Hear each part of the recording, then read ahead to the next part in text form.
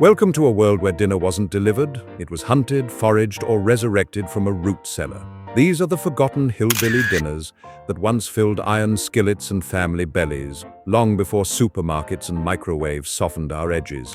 1. Corn pone. Before Wonder Bread had a patent or preservatives, mountain folks were baking corn pone, the hard-working ancestor of cornbread. This wasn't a side dish, it was the spine of survival. When wheat flour was too costly or too fancy, families turned to coarse ground cornmeal, a splash of buttermilk, and maybe, if luck allowed, a spoonful of bacon grease. The dough was slapped together by hand and cooked right over the fire.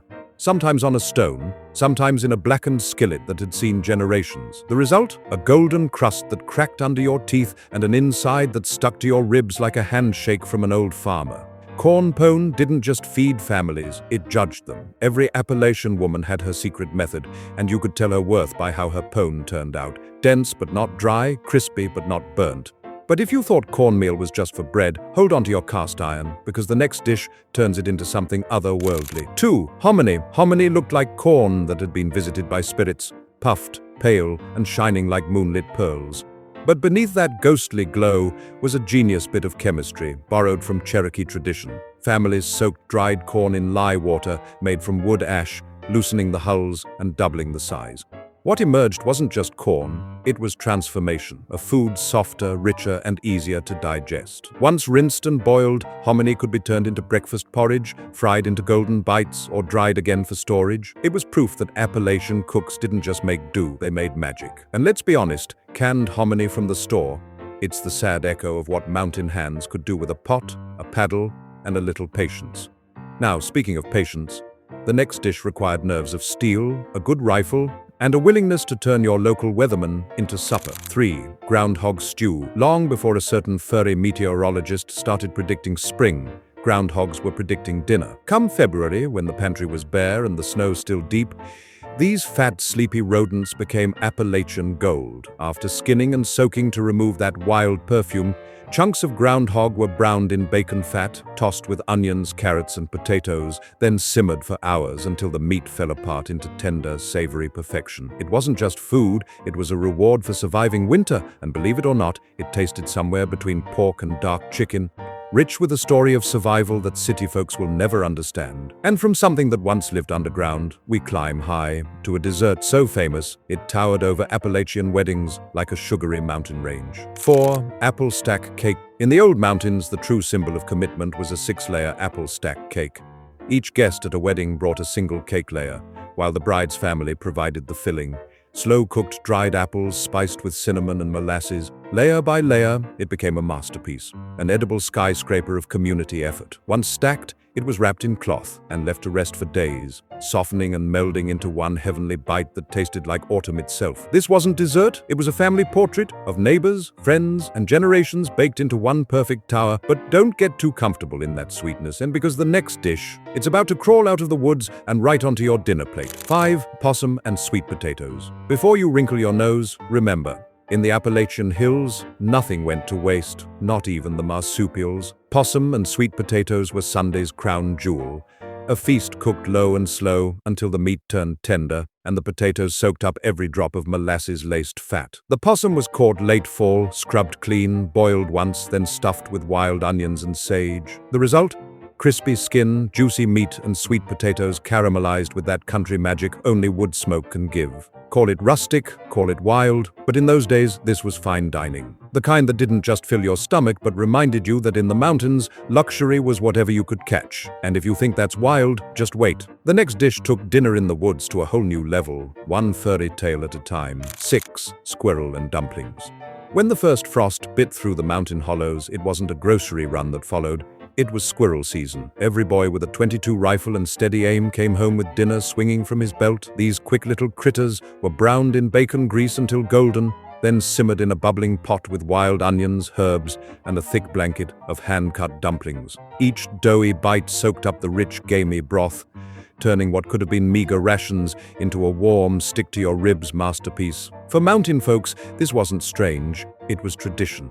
The smell alone could draw every neighbor within a half-mile radius. And if you grew up on squirrel and dumplings, you'd never forget that flavor, or the pride that came with knowing dinner came from your own aim, not a store shelf. But sometimes the hills demanded something simpler, food you could carry, eat cold, and still feel like a king. 7. Corn dodgers. Corn dodgers weren't bread rolls, they were survival disguised as snacks. Made from coarse cornmeal, salt, and hot water, they were baked or fried until they hardened into golden fist-sized rations, tough enough to outlast the journey and maybe even a war. These were the protein bars of the 1800s. Soldiers in the Civil War dodged bullets while eating them, which is how they got the name. Mountain men carried them in coat pockets and softened them with a sip of creek water when hunger struck. No fluff, no filler, just pure corn grit and stubborn willpower. Modern folks would call it minimalist. Hillbillies called it lunch. Now, if you thought that was tough, wait till you see what the mountain streams were serving up. A dish so rich it could rival any city banquet. 8. Turtle soup with cornbread. Don't let the name fool you. Turtle soup wasn't desperation food, it was the height of mountain luxury. Snapping turtles from the creek were prized catches, and catching one was part courage, part madness. Those jaws could take your fingers faster than you could say supper. Once cleaned, the meat was simmered for hours with onions, herbs, and root vegetables until it fell apart into a broth so rich it glistened like melted gold. Some cooks added hard-boiled eggs or a splash of vinegar for bite. And of course, a slice of cornbread was mandatory to mop up every last drop. It was rustic elegance, proof that the mountains didn't need chandeliers to dine fancy. But if turtle was too elusive for your dinner plans, the next dish proved you could turn a humble rabbit into mountain royalty. 9. Rabbit fricassee. When times got tough, the hills didn't panic. They went hunting. And if you were lucky enough to snag a young wild rabbit, you weren't just eating, you were feasting. Rabbit fricassee, or as mountain folks said, rabbit fricky, turned lean game into velvet on a plate. After soaking to remove the wild edge, the meat was dredged in seasoned flour, browned in bacon grease, then simmered slow with milk, herbs, and a bit of wild onion. It was a dish that whispered sophistication while smelling like home. Proof that even in the middle of nowhere, good taste never needed silver forks. But sometimes food wasn't just about taste, it was about gathering, laughter, and a sizzling pan that brought the whole valley running. 10. Fried catfish and hush puppies. If turtle soup was fine dining, fried catfish was the block party. On summer nights, the smell of cornmeal-crusted catfish sizzling in bacon fat meant one thing: a fish fry was on. Caught fresh from the creek, skinned, soaked in buttermilk, and fried till the crust sang under your teeth, catfish was as close as mountain folks came to seafood heaven. Alongside came hush puppies, golden, oniony cornmeal fritters dropped straight into the same hot grease. Legend says cooks tossed them to barking dogs, yelling, "Hush puppies!" But the real magic was in the plate, crunchy, flaky, and smoky perfection. Catfish fries were more than meals. They were reunions where the line between neighbor and family disappeared faster than the last hush puppy. But from riverbanks to hog pens, nothing went to waste in the hills. The next dish proved that even pig's feet could dance their way onto the dinner table. 11. Pickled pig's feet and cornbread.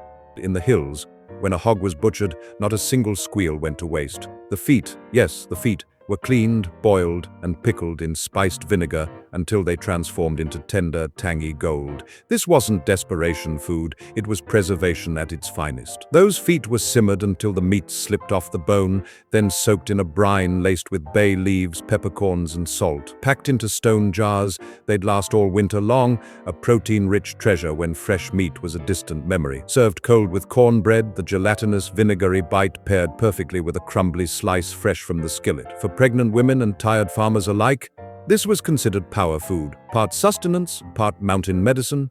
It's proof that the Appalachian table had no waste and no shame, only flavor, ingenuity, and pride. But from pig's feet swinging in jars, we moved to something that hung from rafters, a vegetable so tough it could outlast the snow. 12. Leather breeches. No, they weren't pants, they were green beans turned into edible leather.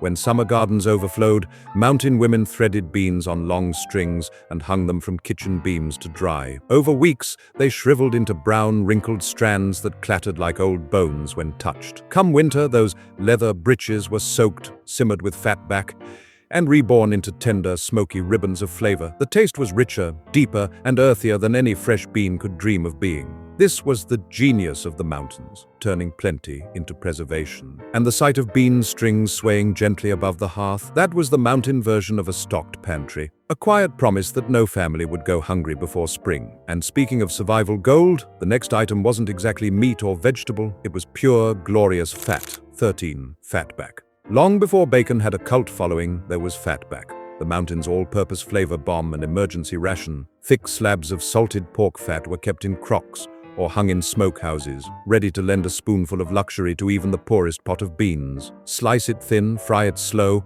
and it would render into crispy cracklings floating in liquid gold. That grease became the mountain version of olive oil, used to fry, flavor, and fortify everything from greens to biscuits. Fatback wasn't just food, it was survival currency. A good piece could be traded, gifted, or used as bait to start friendships. In those hills, a skillet sizzling with fatback was the sound of home and hunger being kept at bay. Now take that skillet, toss in some beans and a slab of cornbread, and you've got the next Appalachian classic, the dish that fed more families than any other. 14. Southern beans and cornbread. This wasn't just dinner, it was the backbone of mountain survival. Simple, hearty, and perfectly balanced, beans and cornbread gave the body everything it needed, and the spirit everything it craved. Dried pinto or navy beans soaked overnight, simmered for hours with a ham hock or fatback, became creamy, smoky perfection. On the side, or sometimes right in the bowl, a thick wedge of cornbread waited to soak up the pot liquor, that savory broth of bean juice and bacon drippings. Every family had their version. Some added onions or molasses, others kept it plain. But no matter how it was made, beans and cornbread were more than food. They were proof that the simplest things could be extraordinary. In those mountain kitchens, a pot of beans wasn't just cooking, it was community. But once summer rolled around and cornfields burst with gold, the mountain table got a creamy upgrade that could make you forget about meat entirely. 15. Corn chowder. When August rolled in and corn was as sweet as a stolen kiss, mountain families turned their harvest into rich, thick chowder. Fresh kernels were cut from the cob, but the real secret was the milky juice scraped out afterward. That nectar thickened the chowder naturally, blending with potatoes, onions, and a touch of salt pork until it became pure velvet. Some added a splash of milk if the cow was feeling generous, others relied on the corn alone. Either way, the result was golden, creamy bliss. A meal that tasted like summer captured in a pot. Corn chowder wasn't fancy, but it was joyous. The kind of dish that could make you forget your troubles for at least one bowl. And in the mountains, sometimes that was all the luxury a body needed. But when the cornfields faded and the world turned green again, spring announced itself with something fresh, wild, and a little dangerous. 16. Wild greens mess. When the snow melted and the earth finally exhaled, mountain families went hunting, not for meat but for greens, pokeweed, lamb's quarters, wild spinach, dandelion leaves. The hills were a living salad bar for those who knew what to pick and what could kill you.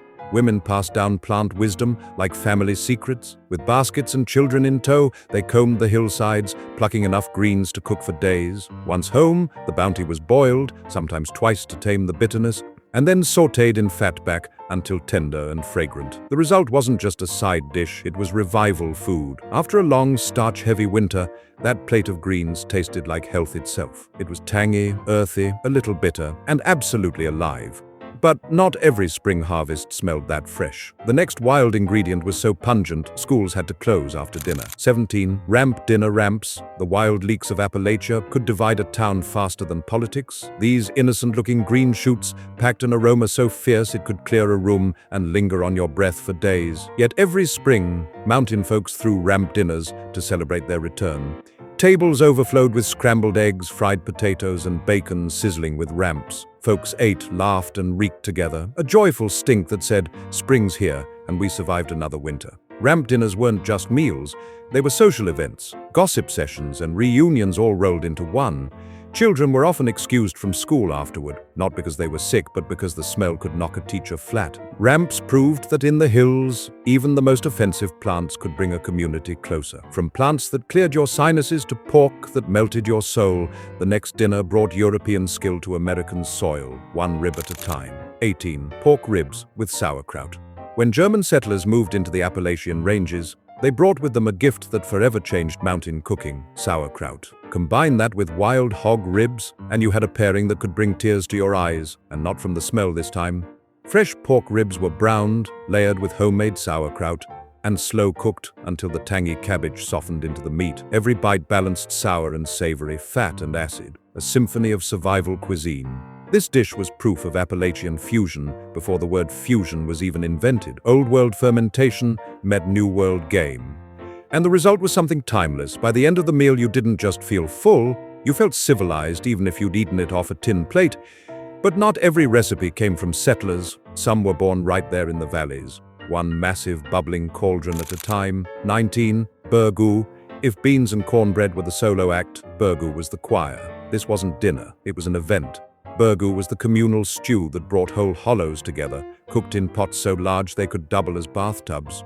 Whatever meat you had, rabbit, squirrel, chicken, even deer, went into the mix. Add corn, okra, potatoes and beans, and let it simmer all day, while neighbors took turns stirring with paddles the size of canoe oars. By sundown, the ingredients had melted into one thick, hearty stew. The taste of togetherness itself. Burgoo was more than food. It was community spirit you could eat with a spoon. But after all that hearty stew, the mountains knew how to sweeten the deal, especially when the trees offered up their golden fruit of autumn. 20. Persimmon bread. When frost kissed the hills and wild persimmons turned from bitter to sweet, it was baking season in Appalachia.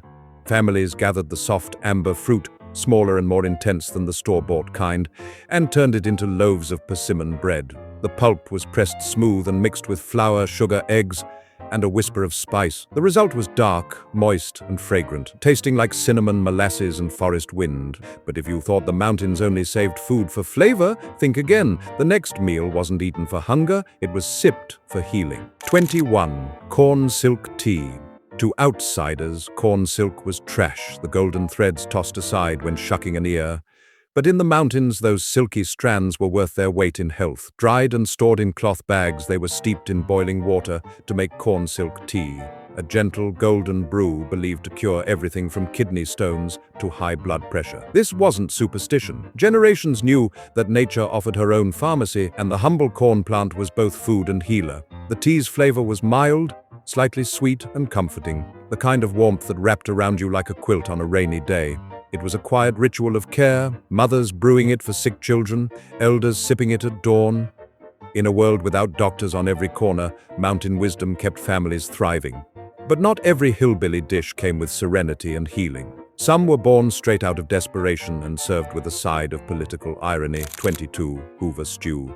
Named after President Herbert Hoover, this stew was less about flavor and more about survival. During the Great Depression, cupboards were empty, spirits were low, and folks had to make dinner out of whatever hadn't given up yet.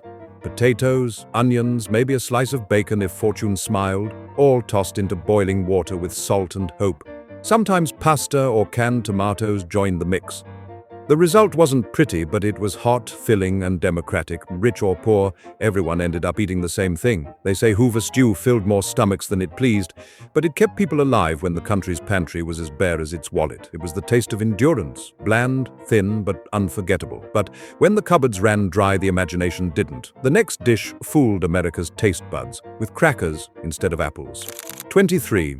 Mock apple pie. In the 1930s and 40s, when fruit was a luxury, mountain bakers turned tricksters. Using nothing more than Ritz crackers, sugar, and lemon juice, they baked mock apple pie, a dessert that looked, smelled, and even tasted like the real thing. The secret was chemistry. When soaked in spiced syrup and baked in a pastry shell, the crackers softened into a tender, apple-like filling. Cinnamon and nutmeg did the rest, and no one was the wiser. Children swore it was apple, husbands nodded in approval, and mothers, smiling slyly, knew they'd pulled off the sweetest illusion of all, turning scarcity into satisfaction. Mock apple pie wasn't just a recipe, it was proof that ingenuity could taste just as sweet as prosperity. But mountain folks weren't done working magic with scraps. The next breakfast dish turned pig parts no one wanted into something people fought over. 24. Scrapple. Born in the old Dutch settlements but loved across the hills, scrapple was the ultimate waste not, want not food, made from pork scraps, organs and bones simmered into broth.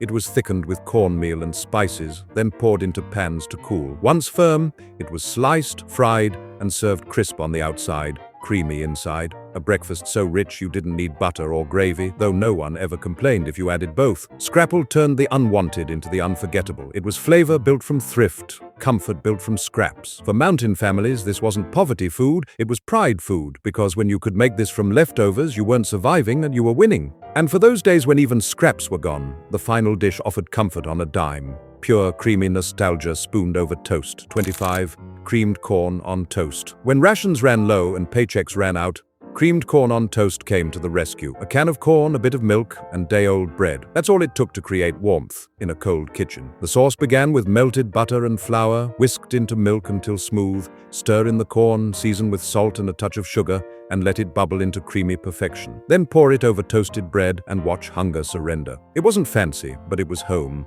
The smell alone could make kids come running and tired parents breathe a little easier. For many, this dish wasn't just food. It was proof that no matter how thin the wallet, love could still fill the plate. But even comfort had a patriotic twist when the nation went to war, and that's where our story ends.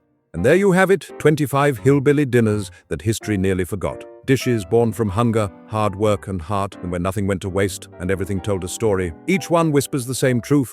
Food isn't just about flavor, it's memory, it's family, it's the grit that carried generations through winters, wars, and want. So the next time you toss out a corn husk or skip the leftovers, remember these mountain miracles. They didn't just feed bodies, they fed legacies. If you loved this walk through forgotten kitchens, don't let these recipes fade again. Hit that subscribe button, join our retro family, and keep history simmering one story at a time. Because somewhere out there, a skillet's still waiting, and it's got your name written in bacon grease.